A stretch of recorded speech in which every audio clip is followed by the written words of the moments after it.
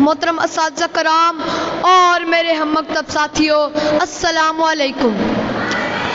آج مجھے آپ کے سامنے جس موضوع پر لب کشائی کا موقع ملا ہے وہ ہے اس کو خبر نہیں کہ لہو بولتا بھی ہے۔ لشکر کریں گے میری دلیری کے تذکرے، لشکر کریں گے میری دلیری کے تذکرے، مر کر بھی زندگی کی خبر چھوڑ جاؤں گا۔ علی وقار لہو بولتا ہے۔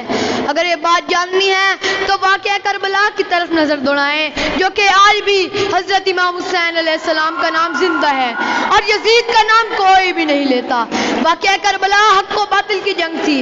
امام حسین اور ان کے ساتھی اگرچہ تعداد میں دشمنوں سے کم تھے لیکن ان کو اپنے رب پر پورا بھروسہ تھا۔ حق و باطل کا یہ واقعہ اس بات کا منہ بولتا ثبوت ہے کہ لہو بولتا بھی ہے۔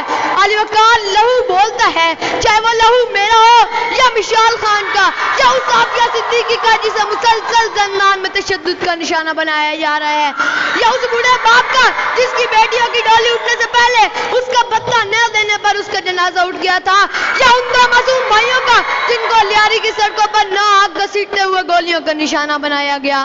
محسوس ہو رہا ہے کہ تنہا نہیں ہوں میں، شاید کہیں قریب کوئی دوسرا بھی ہے۔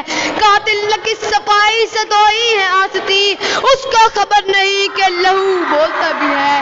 علی وقار 16 دسمبر 2014 آرمی پبلک سکول میں ہمارا مستقبل۔ ہنستے مسکراتے بچے اپنے کام میں مگن تھے، اچانک منظر بدلتا ہے، دروازے ٹوٹنے لگتے ہیں، ظالم بندوقیں تامے اندر داخل ہوتے ہیں اور بچوں کے جسموں کو چھلنی چھلنی کر دیتے ہیں اور اگلے ہی لمحے APS قیامت کا منظر پیش کرتا ہے۔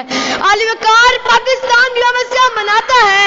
اس یوم سیاہ کی کرنیں تب اٹھتی ہیں جب وہی معصوم بچے جن کو چھلنی چھلنی کیا گیا تھا ان کے باقی زندہ بچ جانے والے ساتھی اسی اسکول میں آ کر ظلم کے منہ پر تماچے مار کر کہتے ہیں، لاوا ہے میرے خون کا جو کھولتا بھی ہے، لاوا ہے میرے خون کا جو کھولتا بھی ہے، گردن کو میری کاٹ کر خوش ہے میرا قاتل۔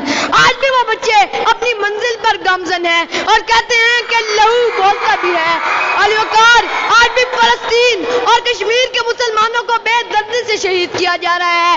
بیت المقدس سے لے کے کشمیر کی چوٹیوں تک لہو رنگا ہوا ہے۔ معصوم بچے اور کشمیر اور فلسطین کی سڑکوں پر جلتے ہوئے نامولود بچے چیخ چیخ کر کہتے ہیں، کتاب سادہ رہے گی کب تک، کبھی تو آغاز باب ہوگا، جنہوں نے بستی اجاڑ ڈالی کبھی تو ان کا حساب ہوگا، کبھی تو ان کا حساب ہوگا۔